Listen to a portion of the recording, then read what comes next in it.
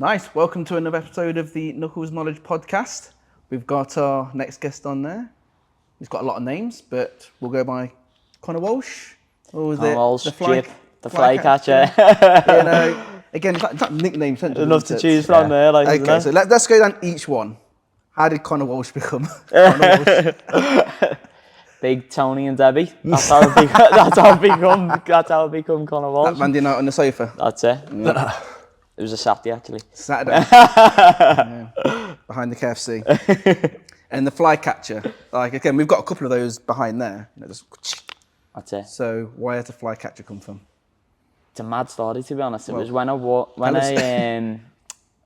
was still amateur at this point, and I think I got to 3-0, and then I was away on holiday, and the coach Kyle, like, put a post up. There's a picture of me like pointing at the camera at like one of the shows, and Kyle put up under it and was like the Flycatcher. And like I was showing everyone, I was like, seen that name that he's just come up with there? And ever since that, it's just stuck with your fight name. I thought it was like because you're a flyweight and you're trying to catch the other flyweight. Yeah. That's what it is, but like that's who give me, you know what I mean? That's like what the essence is behind it. Obviously, like I'm a flyweight, so goes with it. Yeah, when I beat the flyweights, I'm catching the flies anyway. And where does Jip come from? Jip is the maddest one. Like that's been with me since I started. It must have been like about a month in. I don't even know your last name before. I just called you Jip all the time. I'm saying to her, I was like, who we got on the podcast? He goes, we've got Connor Walsh. You know, Jip. Oh, yeah. I know you're talking about. Calling him Jip, and I was like, who's Jip? And then you said Connor. I was like, oh yeah, Connor. When I like speak to people on that, I was speaking to Kate the other day, and Kate said to me about someone. We were going to a party, and I was like, do they know me as Jip or Connor? Yeah. I have to check if they know me as Jip or Connor. Fucking Don't worry, lad, I'll get it. There you go. 3 times now. No, but yeah, Jip Like come from it was, you know, Jay Campbell. It come from Jay. I was in the gym and I was like, when I was a kid, I was like, I didn't have a growth spurt till I don't know, probably about last year, but I was really small for my age. But when I'd sparred in the gym and I'd sparred anyone, sparred all the adults and stuff like that, and it's down as like a Jippo, you know, like a Jippo can fight anyone. And then Jay just said, he's like a Jippo, and then ever since that, it's just stayed with me since then. I did try and have it as a fight name, but I got told it was racist. Yeah. Is it? Yeah. Why is he called that? Because he'll fight anyone. Well, you got the Gypsy King though, haven't you? I mean, Yeah, but he's an actual gypsy. I'm not. They asked me, am I a gypsy? And I said, no. They might have them kicking off on you. He's not but even when you got like the people in like America and Boston, they call Irish Mickey Ward. He ain't fucking Irish. He's got Irish heritage. No, we got Irish heritage, but he was born in Boston. Yeah. You know what I mean? Yeah. So I don't think that's racist. I reckon petition to make the name Jip. So you've got to change it again. One of those guys keeps changing the names. That's a good point. It's funny you say, no, Jay Campbell. We'll get on to you in a minute, Jay Campbell. What a legend. But he gave himself a name. He called himself the Panda. A panda? I was like, how are you the Panda? I'm black, white, with no rights. Panda Campbell. I was like, all right. And you know what? Be honest with you, he's the one who's called me out as well. You know, every time we're on this podcast, everyone says, oh, we'll have a spar. He's the one that's called me out. I think he instigated it. He never turns up. Without a doubt. He never turns up. I've heard you on Saturday mornings going for it. He said to me he's going to head kick me. And I was like... For no reason? Yeah, you can't get your leg up that high. Oh. You know? I definitely reckon he does you, like... No. You don't reckon? He might like be on top of me for the first minute, but then he'll get tired. He'll start panting. He'll be like, experience will come into it. You know, get him inhaler in there. No chance. So, fight record 4-0. Yeah. Not got out of the second round. No. 1 submission, 3 KOs. Flying. There we go. See, there's the research. The research is the notes are all the notes. I got my notes before, yeah. And the last one, the spinning back kick, which was quite ironic. That was the second to last. Second last one. Not enough research, is there? It was in the first round. I remember that one, but it was because John Jones just done it, Stipe, and then you did it, so it got like more gravity on it. This one looked better as well. Yeah. But in that boxing terms, when people are coming up, they always say that getting time in the ring is important just to learn your craft. Now, you've blown your first 4 opponents out the water.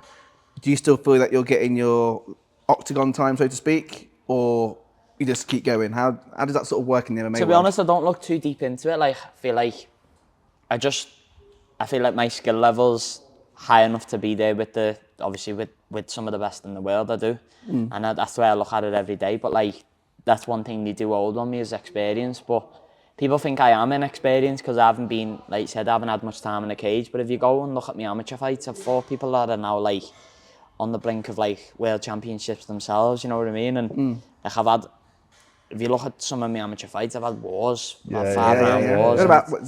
How many amateur fights? It was 7 or 9? Yeah, something like that. I think maybe a bit more. I don't even know. I think it was, but I've had some barn burners at amateur, which like did take, obviously in pro's different, and I haven't been on to first in the pro, and there's a lot more rules, a lot more time in the rounds. But like I don't deep it too much, to be honest. It's like I just go in and do my thing and just keep upskilling. Yeah, I don't know how long a fight's gonna last. Whether my next one might go all the way. But like I'm gonna do everything I can to put them out of there because that's why people watch me.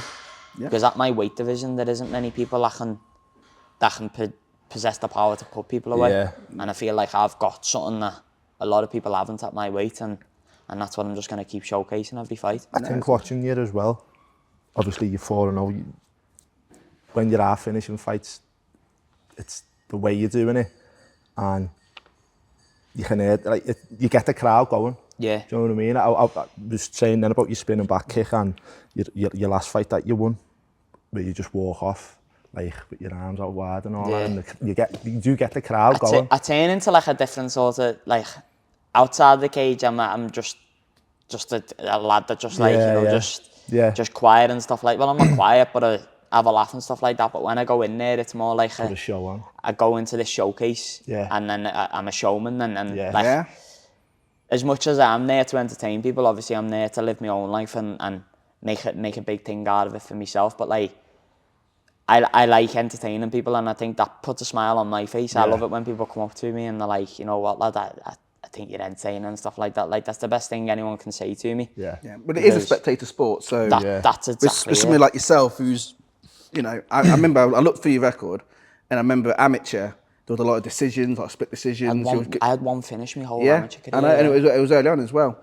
And then you've turned pro, and you flipped it. Yeah. You've taken everyone out spectacularly as well, which is just really good. And you can show from, we were talking about it last week as well and the week before, that you learn your craft at amateur. Yeah. And when you 100%. Turn pro, you're killers, and that's what you're doing at the moment. That's why, like, I always say at amateur, to anyone that is amateur, like, go against the best opposition you can. Go against, that's what we done. Every one of us, Kurt, Charlie, everyone, like, we all fight the best at amateur. And that's what we've made sure, that's what Jay Campbell, all our coaches have done. They've all made sure that we fought the best, and it shows when you go to professional. And Obama was on a short side of a decision the other week, but like, at not what point like did he look out of it because of his amateur career? He's built this pedigree where he knows he can go 3 5-minute rounds, and that's what he done. He put on a barn burner. Yeah, and good. Yeah. So with again, we touched on Jay and stuff like that, and your team. So it's safe to say at the moment you've got like a good little sort of crew of people around you, who are like fighters, coaches, strength and conditioning. So tell me about your team. Who is your team? How's it all made up of? So my team is, obviously we've got the jiu-jitsu specialist, big tan man. Sorry, Kieran Kiffin. Kieran Kiffin. The one that just wraps up Kieran in like a pretzel. Kieran Kiffin, the jiu-jitsu specialist. And then we've got Kyle, the head striking coach. Yes. Kyle Keane, unbelievable. Loz is wrestling. Anyone knows the Dagestani Daggy pool. The Daggy pool. Daggy pool. We've got BS coaching. Possibly the best S&C coach that you can get in combat sports, in my opinion. Billy. Yeah, he's unbelievable. Like, what does he do a little bit different to most strength and conditioning coaches? I just think he's got like a structure to like his thing. Like a lot of strength and conditioning coaches have, but like from ones that I've worked with, Billy is like, he's so levels above. Like, not at one of the sessions, I don't come out and I feel like depleted or anything like that. He knows my training schedule and he knows what, like, I train a lot, but like, all my coaches know what I've got on the next day, and they'll know the limits, you know what I mean? Like, I'm never coming out of, obviously, like, I have my days where the next day I'm like, oh. But that's up to me to tell my coaches, listen, I'm feeling a little bit today, and then it'll be toned down. But like, with Billy, he makes sure everything is on point in camp. We'll have like deload weeks where like everything will be tapered right the way down, and we'll be back to like building things back up again. But like he is unbelievable, and if anyone is looking to get into S&C, I think Billy's your man. So who decides your schedule for training each week? Because you've got a lot of coaches. Who's the one who's saying, right, Monday we're doing this, Tuesday we're doing that, this is where we're going to scale back, this is where to put it. Who's that guy? So all the coaches are in like a group chat that we are in, and obviously we send our schedule of like what we've got through the week to them. And I think from what I know, Jay sorts a lot of it. Jay shows... Who's Jay? Jay Campbell. Jay Campbell. Yeah. Jay shows the coaches like what we've got on through the week and stuff like that. And obviously, like, I think Jay gets offered the fights and then sends it to the coaches and stuff. Jay's like the middleman for everyone. You know what I mean? He's one of a kind, Jay Campbell. Like, he keeps it all together. Yeah, he is. He's one of a kind. Never asked for anything off me, and just always helps me no matter what. He's like a full-on father figure to me. How did you hook up with Jay? Mad story, to be honest. So good. We've got time. We've got time. That's why it's called a podcast. Have you ever been to KC? Mm-hmm. KC. So there's a cafe called Bernie's. Mm-hmm. One of the best cafes ever. Like, and we were in there for a scan. Well, I weren't there, but Jay come down when KC moved up, and my mates were in there who lived by ours, and the boys went up for like a session and come down. But at this point, it was all new, like Thai boxing and stuff. And they would come down and was like, it's boss up there, you know. And I was like, what was you doing and that? And they were like throwing kicks, and I was like, karate kid, like that, messing about. And then ever since, like, they were, you know what, go on then, I'll try it. They were like, on me, come up. So then I came up, and I'm not messing. I've said this story before, and I walked in and like seen in the corner a little fat kid, and then a kid with a bowl head. Just in the ring, having a fight, and it was Charlie and Kurt. Oh, okay, yeah. They were just sitting there, I'm not messing up, just having it in the ring like that, and I was just looking at them, about 2 foot nothing, and thinking, what is this? Yeah. So then I walking around the gym and that, and ever since, and I swear to God, ever since that day, I've never felt at home. You know when you just find somewhere, and like, I've never felt at home since What then. age was that? What age did you start? How old are you when you go from year 6 to year 7? He's not allowed near schools like that. So. My years were, I'm not that old, my years were that, yeah. Year 6 to 7, you're 11, aren't you? I have no idea. Yeah. I don't know until you're 18 where you're going to be. Year 6 to like year 7, whatever that is, I started in that like 6-week period. I've done boxing before then. Done boxing when I was 8. So that would have made you, what, 12? 11, 12. Yeah, 11, 12. like that, 11, 12. So it's funny because in this, and that sounds weird because you're still really young now, but you got like kids starting at like 4 or 5 now. Oh, that's crazy. So you look at like Riley, you know, he started at like 6, 7 years old. Absolute So wizards. the time you would have got to your age when you started at like 12, 13, he's already 5, 6 years in. You know what I mean? Like with good technique. The level of the kids is crazy, isn't it? So you started quite late. Yeah. Like in retrospect, isn't it? It's like being a Compared Jedi. to now, yeah. It's like being a Jedi, isn't it? Yeah. You But know? if you would have said back then when I started, they would have been like, you're starting early. Yeah. That's what I was going to say then, Yeah, it's like coming on late. Now you go in the gym and you probably see it yourself, like you have kids, like you were saying, like 4 or 5 years old, just running around the mat with little geese on that. That baby comes in with his on. It's crazy, isn't it? Yeah, it's mad. It's mad. It's mad. blew up. It has blew up over But it's mad that it's happened in such a short period of time because, you know, I remember when like you used to come down here to do the training over there, and it was like, oh, you know, the kids will be in that little part of the set. You know, you roll with them, the adults, be a bit big. Mike Wooten's Tuesdays and Thursdays. Yeah, but they'll be a bit big for you, but you just partner up together. Yeah. Now you're growing, like, you know, I remember it it happened very quickly. Is when we saw when you were smaller, I'm like, yeah, I've got it. And then suddenly you're coming like this. I was thinking, massive. what's going on here? Yeah, Why did you say big? Hey, the mad thing is, though, he still couldn't get me done. Why did you say Still big? couldn't get me done. So one thing that I did notice, and it was noticeable throughout, is again, you, Kurt, the boys, you had your first trip to America where you went and trained with Dominic Cruz and the whole Alliance team. Yeah. And when you came back, I wrestled with Kurt, and the kid, I just couldn't put him down. I put him on his arse, he'll get back up. I put him on his arse, I'm like, oh my God. Looked at the clock, 4 minutes 30 to go, you know, I'm sweating. I'm thinking, oh God, I'm not gonna cross this bridge again. I can't get him down anymore. This is bad. and all that. But I noticed that all of yous leveled up over in America. So when did you go? How long did you stay for? And what did you do over there? Talk about that experience. Yeah, so we went when we,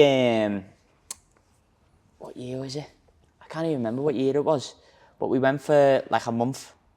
And there was me, JJ, Barmer, Jay Campbell, Kurt, Nixon. There was loads of us that went out, and we met staff and that out there, and the level out there was crazy. In terms of MMA, wrestling, striking? Yeah, all of it. Like, we've never seen, obviously, we, like you were saying, that was our first time ever leaving to go and train somewhere like that. And we were so, I was starstruck when I got there, but like, I was sparring, and I remember one time Jeremy Stevens come up to the side of the cage and was like, "Where are you boys from?" and that, and I just couldn't get a word out. I was just like, "That's Jeremy Stevens right there," and we're all just training here. Like, it was crazy. And ever since, Jeremy's always kept in touch. Yeah. Like, always keeps in touch after every fight and stuff, well done and stuff like that. And it means the world, because he was like the first UFC fighter that I've looked at and been like, he's right next to me. But like, when we went there, Jessica Penney. Which? But you look at Jessica Penney. You would have loved him, wouldn't you? She does like the dark meat, apparently. That's what I heard. That's what I heard. They speak, I'm in big trouble. Nah, but honestly, over there, like, the level is crazy. Dominic Cruz. But he's like an encyclopedia, isn't he? Yeah.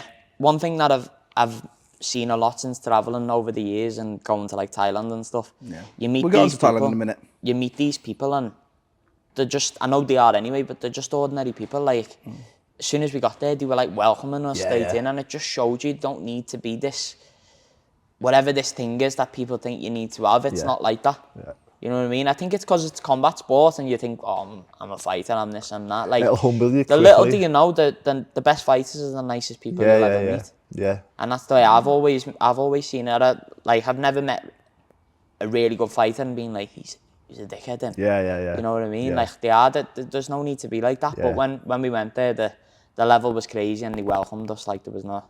Were you part of their squad sessions, their classes? How... So after that sparring session, we got invited. They said, start jumping in the sessions with us and that. And it meant the world to us, us kids there. It was like, wow, we're in here. Yeah. Like, let's do it. And then ever since then, when we were there, we were getting invited round to Dominic Cruz's house.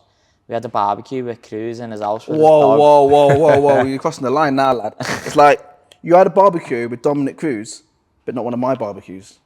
We've never been invited for one of your barbecues. Well, now you're getting bigger. And I have a feeling... And you've been on the podcast. Maybe you can start coming to barbecues. I have a feeling... You made it, lad. That's it. But I have a feeling if we went to yours, I reckon we'd probably end up getting food poisoning. You'd defo try and kill us all. Listen, you're saying you've got 3 of these to get down here. Imagine how many of them you'd be having on a barbecue. We'd be eating red chicken. But you... Yeah, but I'm an expert now, mate. I'm an expert. I've got a good grill when you I've got an amazing. This is why I'm so big and hench. You know, what's your go-to scran to cook? Just like a burger or something. I mean, no, chicken and black. Come on, mate. Chicken. Also, I translate that. Chicken. There you go. That steak was big. Oh yeah, steak. I like a steak. I like a rare steak though. So. Do you? Yeah. Yeah. Rare? Yeah. I like to have the cow. I like mine still mooing a bit, mate. What? I like mine still mooing a bit. Yeah, a little bit red. Yeah, pink, gotta be pink as hell. I know that. So yeah, so you was in America, training with like Cruz, Jamie Stevens, Jessica Penney, Angela Hill. She was I'm guessing she was there as well, fighting away and stuff like that. So what did you take away? What was your biggest takeaway from that experience for that month? To be honest, the biggest takeaway was like seeing what the level is at. For like, you're not getting anyone really higher pedigree wrestling and stuff like that. Like, Dominic Cruz has done it all, WEC, UFC, and to see what the level was like to be at was good. And he's kind of in like, the weight class as well. He's only a weight class above you. Yeah, but at that point I was probably like 40 key ring and worth.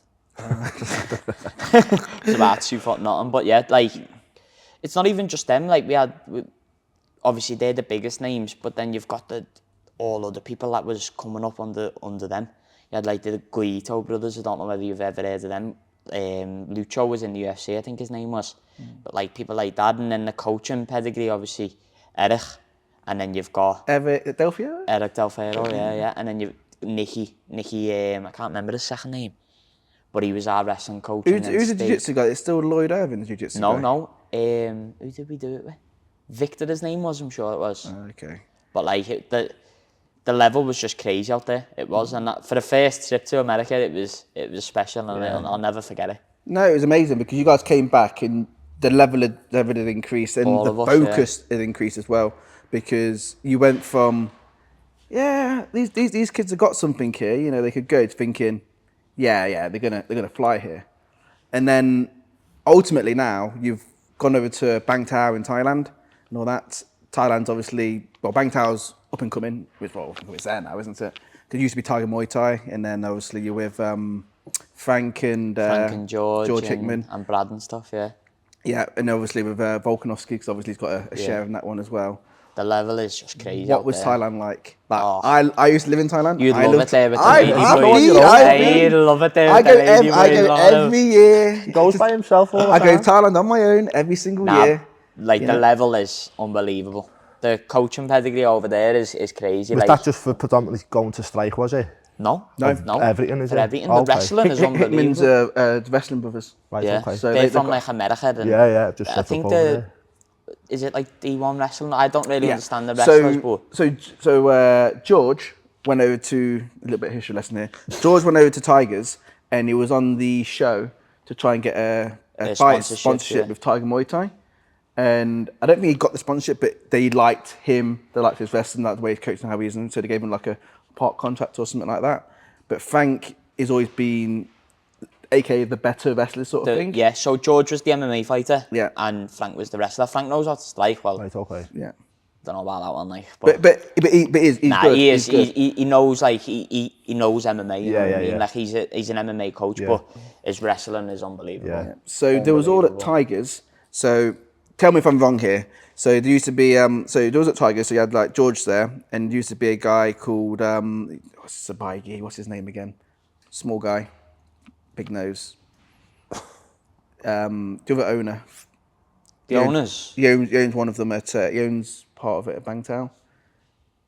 I know you're bad, Alex. Alex, there we go. You know what I mean? You know, because he was there as well. So he was at Tigers as well. So those he's two like guys. The head jiu-jitsu coach. He's sick, Alex. Yeah. He's a nice guy. He's a really, really nice guy. I've met Alex Alex Shields. Alex Shields, that's his name.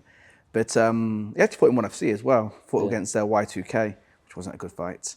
Got leg kicked to bits. But yeah, those guys all sort of branched out on their own at Bang Tao, and then Volk. The boys are smashing it, and Woody. Yeah. Woody's so sick. Big Woody's from only from Warrington, but he's the standing conditioning coach in there. He's like a big caveman. He's boss. Yeah. Sick Woody. So it's all like open air gyms out there. Yeah, I've seen it. Like, the reason why we actually did originally go to Bang Tao is because JJ. Don't know whether have you ever met JJ Jones? No. Well, he's like one of the lads that was from Southport, but like he always come down to the MMA Academy and stuff like that. Okay. And we're good, like really good mates with him. He's one of our close mates, and he lives out there. He's like he does all the videography for Bang Tao. Okay. And we went out to see him and stuff like that and train with him. But ever since we went the first time, we just latched onto it. It's an unbelievable place, and we're so looked after when we go. Like when I fight, I represent. I bet you were looked after, weren't you? You'd absolutely love it there. Well, I used to live there. It doesn't surprise me with you, lad. I love it. It does not surprise me with you. But no, the good thing about Thailand is that you guys you've been a few times now, but do you find it really surreal that you got like a bunch of boys from Liverpool, you know, a couple of scallies in Thailand, halfway across the world, trained like really high level guys? Did you ever think you would get to that stage? You know what? It's like, so one time I've like looked back and thought, well, we've done well, like where we are, but like there's so much further to go, and I think when we get up there, we'll probably look back then. But like, there's no limit to this where we're going, and especially with, like you were saying, we're going to Thailand, and that it showed with the levels at, where we when we're sparring and stuff like that. I know sparring isn't the end of the world, but like you see in your level where you're at with some of the best fighters in the world. You know what I mean? And getting coached under some of the best fighters in the world, like Brad Riddell. I learned so much from that man. When I went, like he was. I feel sorry for him a little bit as well because he's such a talented guy. Oh my God! But it's just not worked out for him in the UFC just yet. He's had a couple of like setbacks. Yeah. But he's such a talented. His striking is is like Is unbelievable. that where we spoke before? Your second to last fight you just had, where you done that spinning kick. Is that like stuff that you were To be honest, out there, or no. Like with the spinning back kick, I drilled with Kyle. There's videos of me and Kyle hitting pads, and we were drilling this back kick. Okay. The Echo was in with us, and Liam Lenz, one of the lads that sponsors me, he was videoing me, and the Echo was in, and Kyle said to them, "Don't release any of this yet. Yeah. Wait till the end of the fight. Yeah. Wait till after the fight," because we were drilling spinning back kicks, and they didn't release anything. Like, and then after it, we done the video, and there's a video like where I've hit the spinning back kick, and there's a comparison where I was drilling it with Kyle. Yeah. Which is, it just does show you drill it, it'll work. Was that put in specifically for that fight, was it? Did you see something in the other lad, the lad who you were facing? I didn't personally, I don't know whether Kyle did. Just said, but like, I don't watch anyone that I fight ever. I just, all I think is like, leave that to the coaches, they'll tell me what'll work and stuff like that. But all I need to concentrate on is being the best version of me. And I know with my style, being the best version of me, I can beat anyone. And that's my mentality towards it. So in Thailand though, so again, people out there, there's the smaller people, right? So you being a flyweight, their striking is unbelievable. Like, I mean, when I was out there, I was like, yeah, we're sticking with jiu-jitsu. No, seriously, we're not getting involved in that. So the striking for their weight is amazing, but now they're getting the grappling as well. And you've seen people like John Jones go out there and do a seminar. Isn't Owen Larsley there now? Been putting that in. He's head coach. He's head grappling coach. I'm sure he is. Yeah, So, Bang Tao. I haven't got to train with him yet. So you've got like the Hickmans out there, you've got Owen out there as well, you've got John Jones doing seminars out there as well. So they've already got they've been striking from like 4 years old. Now they're going to get the grappling. Do you think that, especially with Thailand and Malaysia and all the other places like that, Singapore, you're going to have a big rise in high-level lightweight fighters coming out of there? Yeah, without a doubt. Like, obviously the level out there is crazy now with the striking anyway. There's a guy out there called Peter Danasi. I hope I say his second name right, I can't ever say it. But like, his striking is unbelievable. He's fought on road to UFC a few times. Obviously it hasn't worked out for him yet, but like, the lad's got some knockout reels. But he's just one example of like his striking, and now his grappling's coming up. Same with a Thai boxer, Michael Savas. Everyone knows who Michael Savas is, and the big Thai boxer, but even him, like, he's working on his MMA and his grappling's coming on. Like, the boys have got like a foundation over there, and they're working on it a lot. And it's like, the gym is going to be, well, it already is massive, but like, they're building a big fight team out there as well. It's not even just the fighting out there in Thailand, though. I feel like the lifestyle. Yes. It's unbelievable. We're going to get on to how long were you out there for? I've done like, I think I've done just over a month, then 2 months, and then like just under 2 months again on another time. So like for the past 3 years. So do you stay in the gym? Do you stay somewhere else? We stay around Bang Tao area, like. Yeah. But I just love the lifestyle. Wake up, get a coffee on the motorbike. Yeah. And then second one down. Come on, lad, one more to go. You're doing fine. Yeah. The lifestyle out there is crazy. I love it, like going on the bike to training. Obviously. The people are nice as well. The people are absolutely love. Bend over backwards for you. They really would. They'd do anything for you. Yeah. They would. I did notice that because, again, when I was out there myself, the people were so nice, but people were generally happy. Yeah. You come back over to England, and there's no offence to England, but you feel that you're in a rat race. Everything's so fast. Everyone's got a face on them over here, where over there, like, it's like they're so happy to be doing what they're doing. Yeah. You know what I mean? And even the people, like, we have like a little family out there. We call them our Thai mum and dad. And like when we go for food in the same place, Chillland it's called. What do you normally have? And what's the Thai food? You know what? I love it. Don't you have chips? No, they do red curry. The red curry's lovely. I'd rather have red curry. I've got on a pad thai last time I went, and chicken egg fried rice. Wow. Did you try any of them? What did they sell us? Like scorpions and all that? Did you try any of that? No way. I'd be scared, me, in case I went to bite it and started chewing it off me or something. You had to go? Did you try all that? Me, I've no. The scorpions. Yeah, I've tried a scorpion. On the market. It's like chicken? Yeah, that a chicken. I couldn't do it, me. No. They sell them all at the markets. Like, there's a Friday night market. The market's a boss. Yeah. Got loads of different scans and that on. but you'd never catch me having a fucking scorpion. Like, So did you get to travel much around like the Asia part? Because obviously you've got Thailand, which is like the main place you normally go to, but there's so many little islands. You've got like Cambodia, Laos, Philippines. no, it's we not too haven't, far to be away. honest, but I do want to, and definitely do want to in the future, and I'm gonna. But like when I've went, I've sort of stayed around the Bang Tao area. I've went like down towards Tiger and stuff. Never trained at Tiger, but like we went. They have the best outfits though, Tiger Muay Thai. Tiger. Do you reckon? I like the Bang Tao colours, mate. I don't know, I like the Tigers, like the little... It's quite famous as well, isn't it? The Tiger Muay Thai. You see everyone wearing it. But yeah, we're fortunate because obviously we got JJ. JJ knows everywhere over there. He lives there, so. I only went to just AK takes when I us. was there. Yeah, we went to Singapore actually. Yeah. We went and watched Max Holloway versus Green Zombie. Green Zombie, yes. Yeah. That his last fight, was it? The Zombies last fight. Zombie's last fight. Yeah, it was crazy. It's boss. So again, going back to when you first started, going up those stairs into KC, thinking, wow, I'm in America, I'm in Thailand, I'm in Singapore. Again, still really young, still got like everything ahead of you. Do you still think it's like surreal now? Just... When I look back on it, it's crazy to think like I was just walked up them stairs and then next minute now I've travelled some of the world and now pro fighting and stuff like that. It is mad to look back at, but like I never really do, and probably should a bit more, but this is just the journey. Yeah, this is the journey, and I'm enjoying every step of it. Like I'm so grateful for where I am now. Yeah. But like I've got a long way to go from where I can see myself being.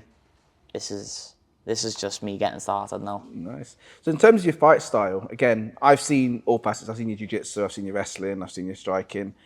Who do you mould yourself off? I know you're in person, but is there any fighters out there at the moment who are like, before you're thinking, I want to be a bit more like that? Because I think when you were coming up, the McGregor era was prominent, wasn't it? 2016 era. That was one of the reasons why I mainly did get into it. The McGregor era was just something that we've never seen before, but it's also something that we're seeing right now with Taporia. It's similar, but Very McGregor similar. was a bit different because he was so captivating, he was so large in life. He was out there. And we've never seen anything like that before. No. You know what I mean? And it's sad with Taporia because he'll always be compared to McGregor. Yeah. You know what I mean? But like Taporia, obviously, he's killing it at the minute. Yeah. He But looked amazing this last Beast, one. didn't he? He's special, isn't Yeah. he? Very special. Obviously, like one style that I've always loved is the Max Holloway. He'll always be my favourite fighter. Yeah. But what Taporia done to him was just probably one of Max was winning, I thought, as well, and then It was a really good fight, wasn't it? It was. he was doing well, and It then he was just competitive, wasn't got it? caught. It's aged quite well. Even though he got knocked out, for Max, it's aged quite well because he was in the fight. That's what I mean. Yeah. I thought he was actually he was winning in the the fight. fight. He was winning the rounds. So Max is your guy. Max is by far my favourite fighter. Why? At the minute, Why? I'm loving the Taporia style. Like, I'm loving these heavy hands, and he's so exciting. I don't know about you, but when his hands leave his chin, you think, oh my God, someone's going to sleep. Yeah. You know what I mean? Yeah. He's got a chin as well, though. He has. He has. been- 100%. When Jay Herbert hit him, Jay Herbert caught him with his flush left eye kick, and he took it like, didn't he? Yeah. But it was interesting because him going up in weight as well, a lot of people goes, oh, he's going up, he's got dessert. But I was like, it's actually going to be better because you're cutting less weight. Your chin's going to be more durable because you're not taking so much away from yourself. So You can have a lot more power. Yeah. And even like with Kurt, again, your teammate, him going from 35 to 45, and eventually he'll go to 55 because Kurt's continued to grow and stuff like that. He will just get better at each weight because he's cutting less and he's growing into his body. But I think, like, obviously, Kurt's a natural featherweight now. I still think Kurt could make bantam, but there's no need to. No. There's no need for him to go back down and deplete himself because he's more than capable to go and do special things at this weight. Well, what he's doing now, you're seeing it now yourself, aren't you? Like, he's smashing it as it is. So if it's not broke, don't fix it. And No, I really do feel like he can featherweight, bantamweight, and then whatever it is. But like, he's know himself. He's a special talent, like very special. So with yourself though, so you're not signed, but you fight under FCC majority of your time and stuff like that, and you've had a couple of others. So being a young fighter, how do you fund yourself in life? Because it's hard. It is hard. I'm very fortunate, like, to have my mum and dad that helped me a lot.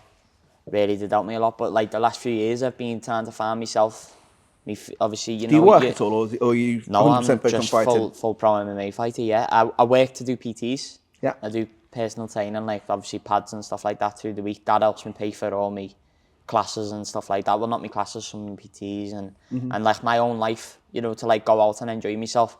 Like I don't.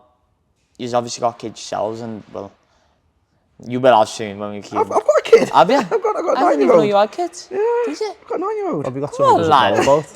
Hey, Mate, I'm a dilf. probably got something you don't know about. No, but yeah, like I used to hate I'm going single to as ask well, my mum and ladies. dad for money. Yeah. And it was horrible, but like I get paid by sponsors as well. Get paid by Venom, but the sponsors are slacking at the minute. Like So tell me what your sponsor. You got Venom sponsor. got Venom, got RR Events, my dad's company. Yeah. That's one of my biggest sponsors. Yeah. Then we've got obviously like Liam Lenz, my photographer. Yeah. He just follows me with the camera and helps me with all my stuff to post on the socials. Yeah. And then we've got Kev, my mindset coach. We've got Fighting Solutions. That's Jay's company, the management company. And then we've got obviously like all my other sponsors. We've got Kev, my mindset coach, is like I'm in with him every Friday. He's built like a strong mindset. Do you get paid from these sponsors, or is it a case of No. you get merch and Yeah, stuff like yeah. that? Like with Venom, I get paid per fight, Yeah. win bonuses and stuff like that. Same as the UFC payment structure. Yes, it's similar. Like the only Bit- when I bit- fight, yeah, yeah. yeah. Obviously, it's not the best, but like it does me. You know what I mean? And then obviously, I get paid to fight now with being professional. Yeah. And then my dad's company, RR Events, they like a payment sponsorship, but I am looking for some more sponsors to help me. Yeah. But at the minute, Who I'm manages doing- all that? You got a manager? Jay helps me a lot with. No, I haven't got a manager at the minute, you but Jay st- helps me a lot. Like, Are you contracted to a management No. is it a promotion company? It's like a management company. Yeah. isn't it? yeah, like a management. Yeah, No, the ones who like help no. you go out and get sponsors and help you. Jay helps me negotiate. with everything, to be honest. So Jay at the minute is the person that just helps me with everything. Yeah. Like he's the person that I go to advice and stuff like that with, like sponsors and fights and stuff like that. Like he's the backbone of my career, really. No. It's a way of putting it. It's interesting because again, we've had like other fighters on the pod, and I've had Connor on the pod, and we had the same conversation with him as well. And you know, again, you're just starting your career. That's it, like- Connor's mid career at the moment, stuff like that, still thinking. And one thing that is apparent is the life of a fighter is fucking hard.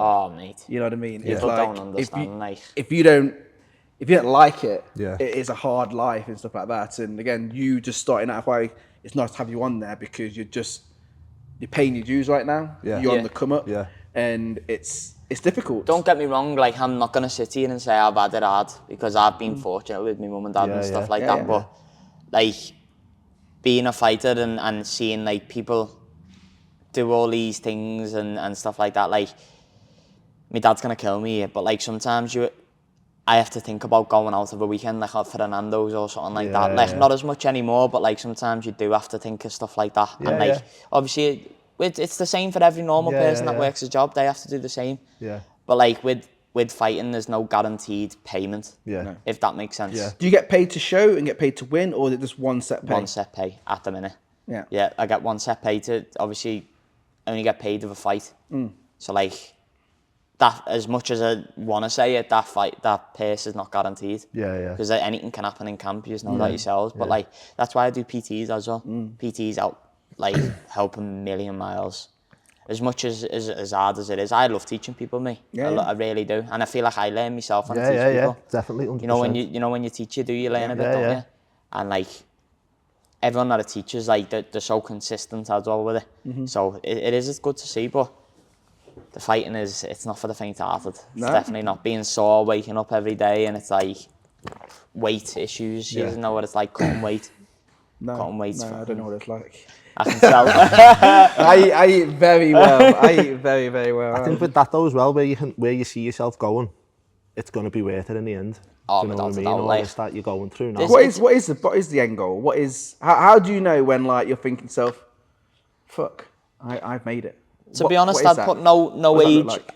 I don't believe in putting an age on retirement or anything like that. Retirement will come when retirement comes. Yeah. But one thing I know that I'm going to do is I'm going to be the best flyweight there's ever been. And then I know that's probably like to use, whoa, like that's crazy, but like that's my mindset, and that's what I wake up and tell myself. Wouldn't be sitting here now. Wouldn't be going to the gym and doing stuff if I didn't think this. Like I'm a person that doesn't accept bare minimum, and that's what I'm coming to do. I'm coming to be the best flyweight there's ever been. How do you see that flyweight? Because we just watched Pantoja versus Kai Kara France, and Pantoja's a fucking beast, man. You know what I mean? Like He's slowly becoming one of my favourite fighters, you know. He just comes forward, doesn't he? I've been saying, like, I was speaking to the boys the other day, and I think at the way he's going, like the people that he's beating as well, and not Kai Kara France is absolute beast, powerhouse, and like he's beating these people with ease. And DJ was doing this. Demetrius Johnson is still down as like the best flyweight there's ever been. Didn't get enough credit for what he done. No. And I think if Pantoja keeps going the way he's going, he's gonna slowly pass. Yeah. Why do you think the flyweights don't get that recognition? Because, don't get me wrong, I like the big boys. You know what I mean? I like the heavyweights. I like, Listen, we all love a knockout. Yeah. But why do the flyweights not get the recognition? You don't see many knockouts. You're knocking people out. This is what I'm saying. I'm different. Like, honestly, this is the thing. I think it's because there's not enough powerhouse in the division. Yeah. I really do.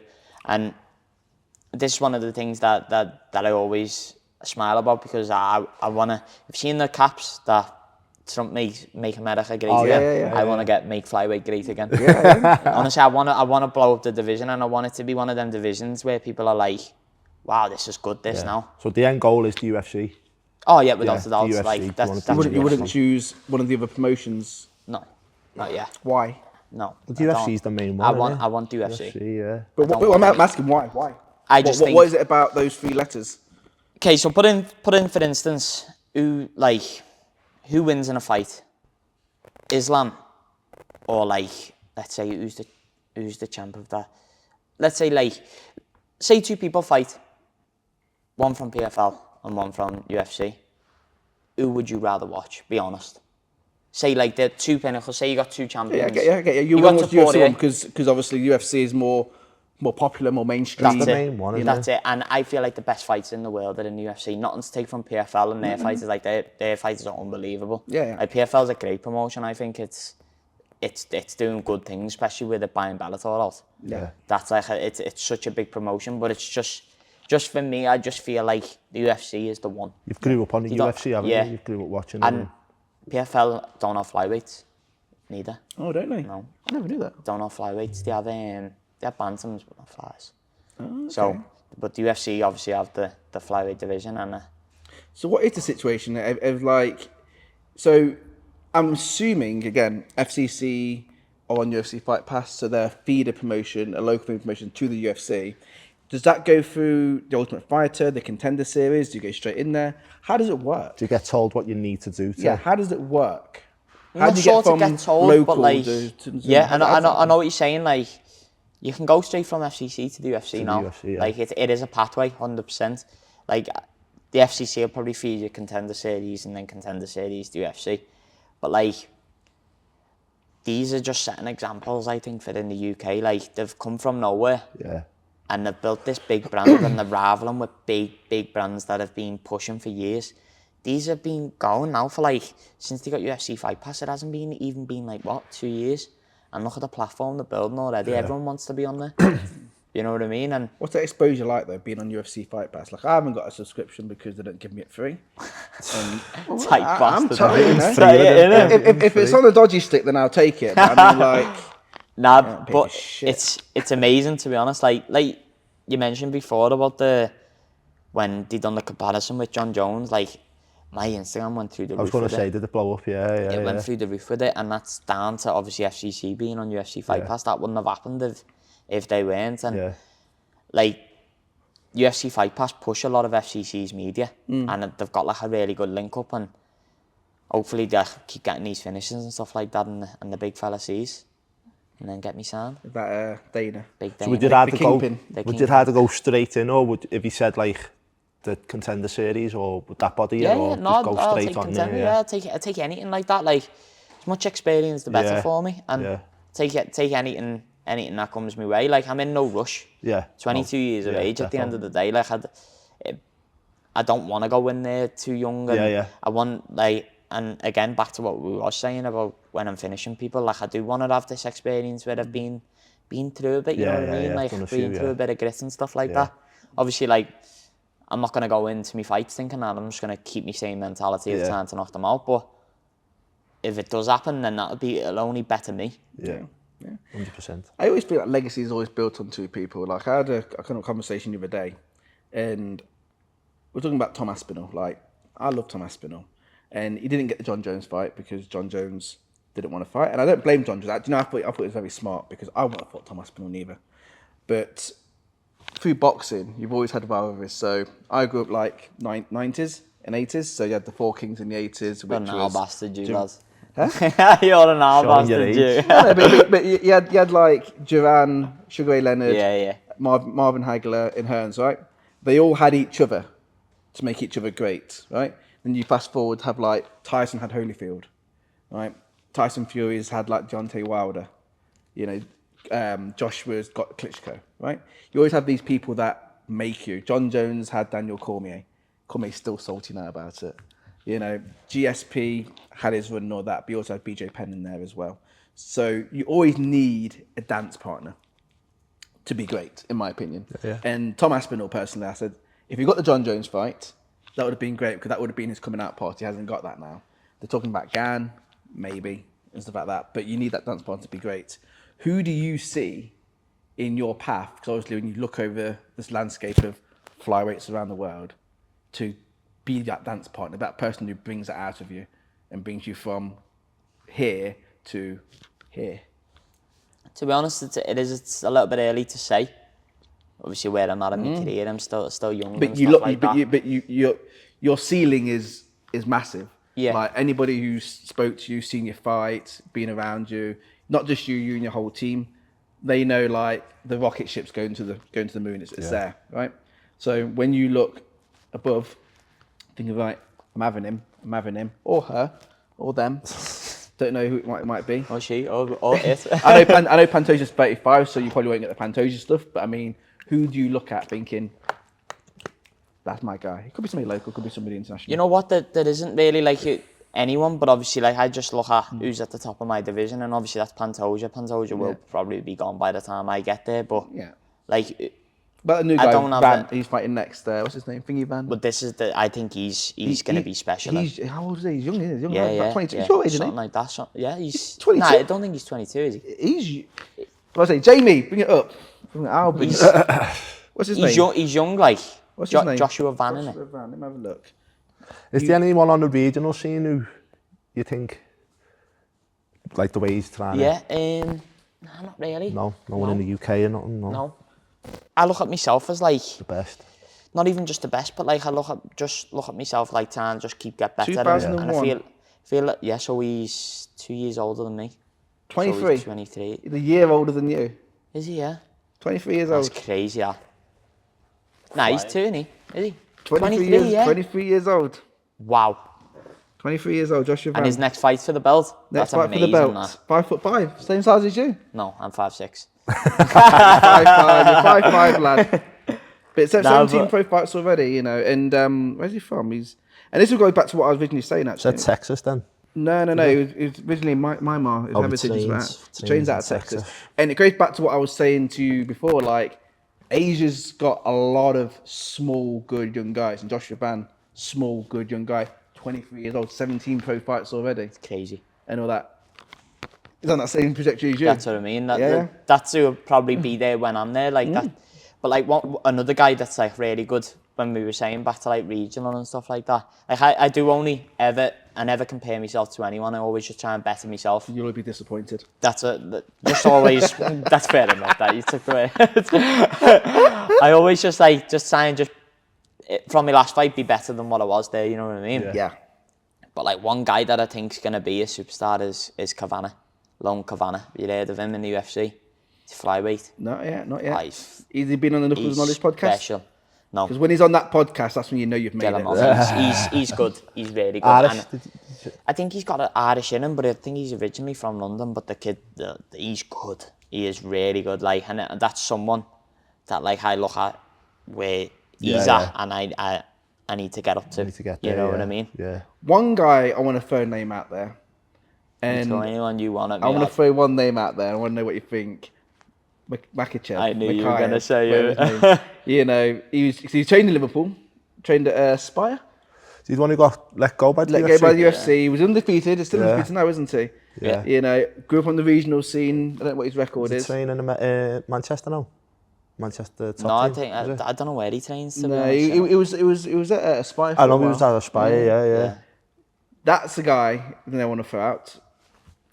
Why haven't you two had a dance partner yet? Two local guys, two the same age, coming up. You tell me. I'm asking the I'm here questions. to fight I'm anyone. on this side of the desk. Listen, I fight anyone that literally will, and anyone that gets put to me coaches, I'll fight. But he seems to be on a different path. Like, I'm happy to fight Who's anyone, in the any PFL single now? person. Where the But fuck he is? I don't know where he's going or what his plans are. But I know that I'm going to the UFC, and if he wants to meet me there, that's where we'll meet. I don't think he can get back in the UFC. I think he's got some issues behind. Yeah. But I'm saying the only reason I bring it up is because he was a guy that was highly touted on the regional scene. He got his break in UFC. He did well. It was boring, but he did well. And he got released because, and I don't know this for fact, so don't quote me, but there was some stuff with his management team in UFC which weren't quite aligned, from what I understand. I've heard different stories. I'm not going to get too much into it, but I don't know the facts. I've so heard I'm not that saying it the was facts. him that was hard work or something like Yeah, that. yeah. I don't know too much on it. Yeah. I haven't read too much into it, but But I apparently mean, it was on the work. regional scene, because he was undefeated as an amateur as well. So I was just wondering, you guys not cross paths at all and that sort of thing, no? No, he's never sparred him, never trained with him. Trained with a lot of his teammates. Fought a lot of his teammates. Yeah, yeah. But yeah, I've never trained with him. But So did you cross train quite a bit then? me? Yeah. Do I cross train? Yeah, Yes. yeah. So where A you lot. been? I go. Obviously train here. Go KC. Well, you're part of here, so you don't say trainer. You're part. Do you of mean here. like go to other gyms and stuff Yeah, like other that? gyms, Oh, other people, yeah, so train with like your sometimes- rivals or your teammates, stuff like that. Like, Yeah, whatever, because sometimes we go down to Four Corners. We go down Oh, there, yeah. Mike Grundy, Like how we have that. Mike Yeah, Grundy, yeah. and John Gillies. We go in and spar there sometimes. Spar Keelan Loughlin and Okay. stuff like that. But He's good, he is. Yeah, really good. He's really good, yeah, But yeah. we train there every Friday anyway. Our boxing coaches from there, Yeah. from Four Corners. That's who does our hands with us, Mick Stevo. Yeah. They're probably one of the best boxing coaches in the UK, in my Yeah. opinion. Yeah. Do you not go down to Rotunda? Is it Rotunda?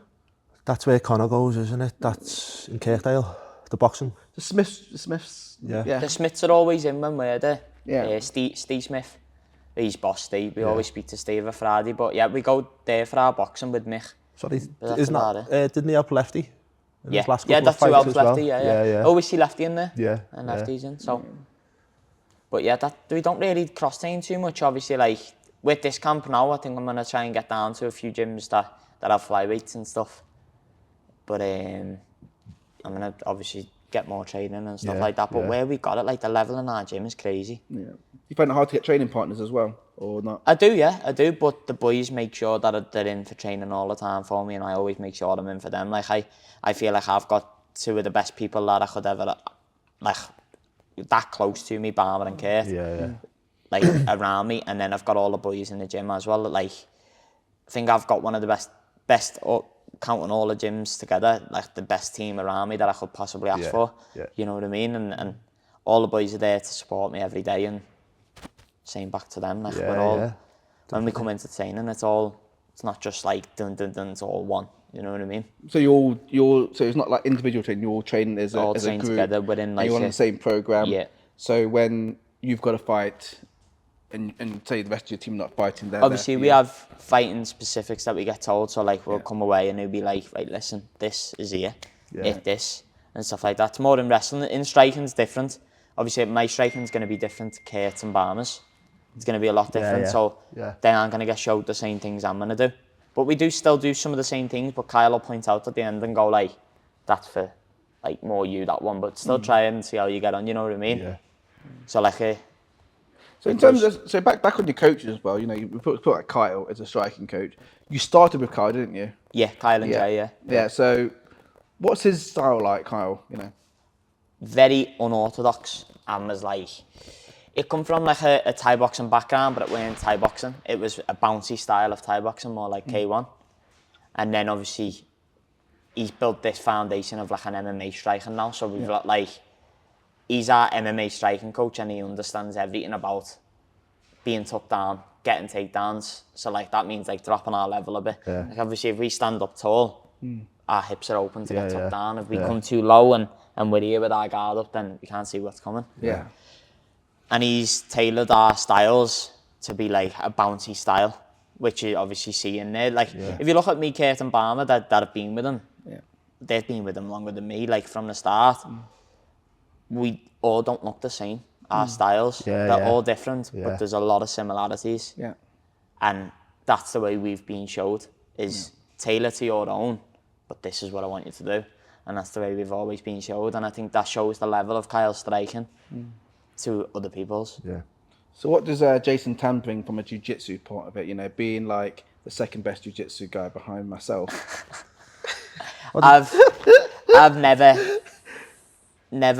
like I think felt anything the way Tan does it. Like I feel like when I'm going with Tan, I don't know about you, I feel like I'm getting somewhere. He and the fucks next me minute up. He I'm can like, let you have it. I'm like that, yeah. and I'm like, what the fuck's just happened? No. Yeah. See, you're okay. He fucks me He up. just plays with me, lets me get somewhere, and then boom.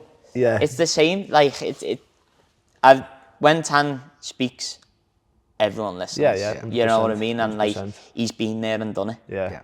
And his jiu-jitsu style is just unbelievable, and his MMA mindset is really good. Do you know what's annoying about Tan? I'm going to say it because you can listen to this, Tan, as well. Is that right? I was fine with Tan on Wednesday, right? So usually he'll pull guard and stuff like that, and he'll try and back me up. And sometimes I pull guard, he just slices through my guard like butter, right? But it's because he puts that big head right just there, that big tan head, and he goes through, we'll get over, and he will smile at you. He'll give you that like, I guess. I've got you. I've got you. And I'm like, oh, you're not having it. And he'll just stay there, waiting for you to wilt slowly. And I'm like, oh, okay. See, with Tan, when I roll with Tan, he doesn't pull guard on me. Yeah. He literally just wrestles me. Yeah. Like he wrestles. His style of wrestling is unbelievable. It's like such a switchback and stuff like that. He's scared. He just knows he'll probably lash you about that. He never wrestles me. he knows I've got the sport of the gods and stuff like that. But yeah, all the coaches, like, this is about why Loz. I say... About Loz. Loz. Now, I'll be honest with Loz. I think I tapped a shoulder. I think I tapped to like pressure on my Iron Man. The guy is like a vice who's like... I'm like... Loz is crazy. I remember, I think I was only at blue belt or whatever, over there on the mat, and I think it must be an open mat. I've come on with him, and he's been sitting up, so I've been like coming into his guard sort of thing, but I've still been on my feet, and he's just done this sweep, and I've ended up on my back, and I've been like, fucking, so I've ended up getting back up.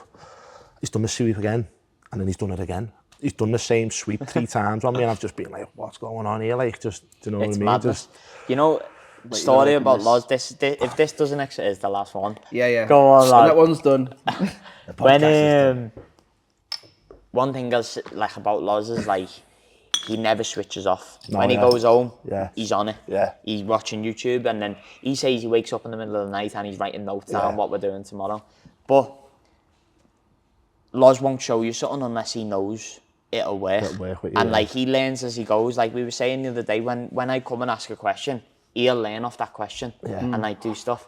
Here's one thing that shocked me. We were learning this system for our last fights, and it was like, not to give too much away, it was like a good pressure and wrestling style. Yeah.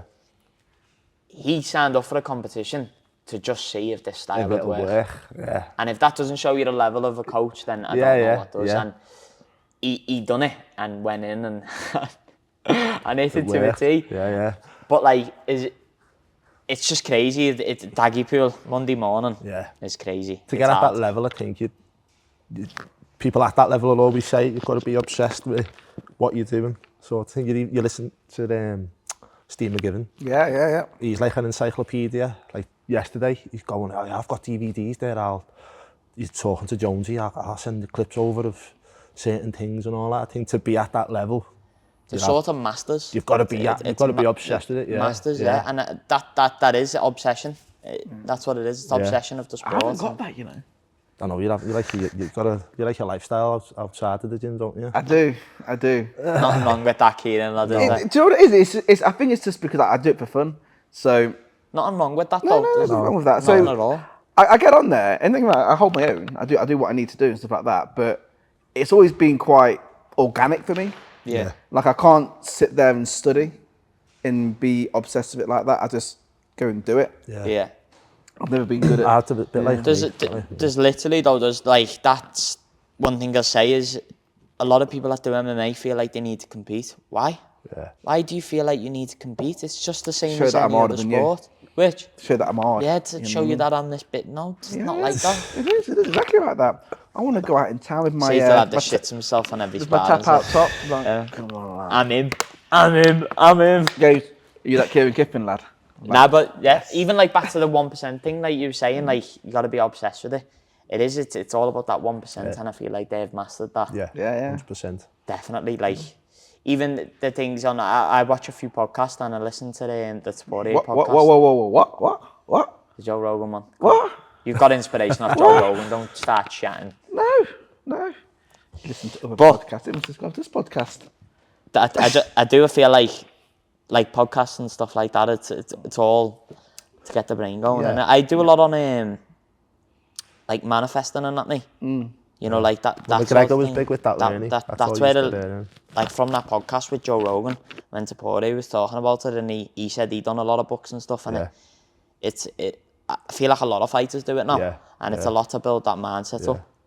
He's articulate. He's very, very articulate. Tapori. I think he's done well. He's got his head on. He's got his family there. I think McGregor's a little bit different. I think when he was on the come up and he had nothing, that's when you can see he was hungry. Once he became double, he just had the double champ in the Mayweather fight. Yeah. All what came up, because even like now it's very contradictory. Like he says, you'll never see me caught in a drug scandal or stuff like that. But yet now, what he's not on, no, you know what I mean. So it changes you. He's not the same guy that came up because he's done, he's made millions and millions and millions and stuff like that. So it does change you. Probably the people you have around you as well, though. He's probably got a load of yes men around him. Yeah. Do you know what I mean? And a lot of people that are just giving him stuff that he just shouldn't have him. Yeah, if you've got people that ground you and keep your feet on the floor, you'll do well. Yeah, but I feel like Tapore's a little bit different because he has that. You can see he's very much a family man. He's got his wife, he's got his kid. He built a £2 million gym in his house. Yeah. Like, where have you got 2 million from? Like, His family's meant to be minted, but I can't remember how. Do you know what I mean? Have you heard about that Armin? Armin Sukin? Yeah. Apparently his parents, I don't know what parent it was, owns a construction company. Okay. And like multi-millionaires. Something along the same lines as Tapori. I broke my mic. There we go. It's definitely going to fall out. It's definitely going to fall. Like that now, like that. I break my mic. You know, it's gone. You've had one too many. I've had one too many. I break my mic. Hopefully, it can still pick me up and stuff like that. But yeah, got what I was saying now. Carry on. What we were talking about. No, I'm just saying, like it's just something that we haven't seen for a long time, innit? And I think everyone is just like, wow, at the minute with this Tapori. Yeah, it's just he's the next generation like yourselves. He can strike, he can grapple, he's got knockout power, he's educated, he speaks well. You know, that's the new generation of fighter. It's no longer the thuggish guy. I think you've seen eras. So you started off, well, in my opinion, you started off with like the dark eras. And then when it went into like when we had like Chuck, Tito, stuff like that, it was all about t-shirts, women, fast life, like an old WWE wrestler. And then GSP changed it again. He started wearing like a suit to a press conference. Yeah. Well, McGregor as well. He was doing it all. That's when it started to come up. But but I mean, you've seen GSP started wearing a suit to a press conference. Other people started wearing suits and conduct themselves well. And obviously McGregor was the Gucci mink. The Gucci, but it was also, you could see him talking. Yeah. And I've always said to myself, I've always said to like everyone in the gym, people are doing well, goes, you don't have to be the best fighter. You're going to be the best jiu-jitsu guy. You just got to have the best talk on the mic. Yeah. Know how to sell. But that's what I was know how saying to sell. at the start. Yeah. When you watch him. Yeah. You do That that fight where you were screaming in that lad's face, and you see little clips. The of Joe things Fields like one. that. Or the one where Yeah. you go to the centre, you're like... Yeah, that's what I'm saying, yeah. That's it, like... That's what sells. At the end of the day, I won't be getting paid if people don't watch me. Yeah. And that's the way you got to look. As much as you're doing it for you, you're also got to do it for other people, because you won't get you, if that makes sense. You won't get them. On seats, Yeah. Would you ever like build up another fighter? So one thing I thought people missed a trick on is just say we're fighting, right? And you know you're going to beat me. Like, do you know what, Kieran? I'm going to beat Kieran, right? Right? I'm going to smash him. Right? I've already got it in the bag. But you should say, Kieran's going to be like the toughest fight ever. He's a great fight, blah, blah. Like, build me up so people think. That's what they do, don't they? Not really, because people just like say, you're shit. No, well, I'm going to smash you. That's what McGregor was good at. And that's it. Getting into people's heads, really. Yeah, but what I mean is that if you build up your opponents, they think they're this big monster. I know what you're saying. So, like, to make it look like, shit, this fight's going to be big. I know what you're saying. Yeah. There obviously is probably, like, people that do that. I've never done it. Yeah. Never probably will, like, but... Oh, yeah, he's all right, but he ain't on my level. Yeah, I get that. Couldn't accept anyone just saying, oh, yeah, he's going to do me over there. You've not fought me yet. We can do a catch weight. You want to come up to, like, middleweight or something? What am I, middleweight now? You? I'll meet you halfway and I'll go to 104 kg or something. 104 kg? Yeah. I'm 89 kg. 104 Bollocks. kg. But no, it's been great. Anyway, like I said, we've been talking for like over an hour now already. Yeah. So, I enjoyed it. It's been do you know, I've got new things like, so, Jip, Connor Walsh, the Flycatcher, where can people find you? Find me Instagram, Connor Walsh _14, I think it is. I don't know. I don't even know myself. Get it up. And then, just like me TikTok and stuff like that, and Facebook. What's your TikTok handle? It's on my Instagram. I think it's Connor. So you've got to go to Instagram to get to TikTok. Wait there. I'll get it up. I can see how we've got this sorted out. You know. Connor Walsh 87 on TikTok, and then Insta is Connor Walsh _14. 20th of September. Where? In Liverpool Olympia. Liverpool Olympia, 20th of September, Liverpool Olympia. I'll actually be 40 years old by then. So that's where you're coming for your 40th birthday, innit? So If I'm gonna say to you, free. I'm gonna say to you, yeah. If it's free. Just walk in with this on. As I always say, I will come to every event as long as it's free. As long as I get a free ticket. Yeah. I don't like to pay for events. I'm cheap. That way support Blackburn. Thank you for having me on. It's been good. It's been good. It's been amazing. Right. Thanks to all my sponsors as well. Yeah. Who are they? Every single one. Got RR Events, Venom, Fighting Solutions, Body Fuel, BS Coaching. That's Billy's coaching, not bullshit coaching. BS Coaching, the GOAT. And then all my gyms. MMA Academy, KC, Big Nick Stevo, Four Corners, and Liverpool Combat Academy. Very nice, very And nice. let's take over this shit, innit? Yeah. So you want to thank our sponsors? We've got the MMA Academy. Warehouse BJJ. Yeah. Our sponsors. Any rash guards? Be good if you've done geese. We wear geese, don't we? Geese, don't they? Getting the They're so geese. limited. Do your podcast with a gi on. Anyone that comes on the podcast needs to wear a gi. Yeah. Imagine me in a gi. I've seen you in the gi. They've still got the creases in the gi. That's it. You have seen me in a gi, haven't you? When I twisted you up, I remember that. I don't remember that. Lad. I don't remember that. I remember very clearly that I had my black belt promotion. I was like, you come down to get your ass kicked, and you all didn't turn up. Like you were sparring. And I was in shape for that. Connor came down, ran away for the whole thing and stuff like that. You know, Jay Kinney came down, ran away. Jay Kinney, therefore, had you?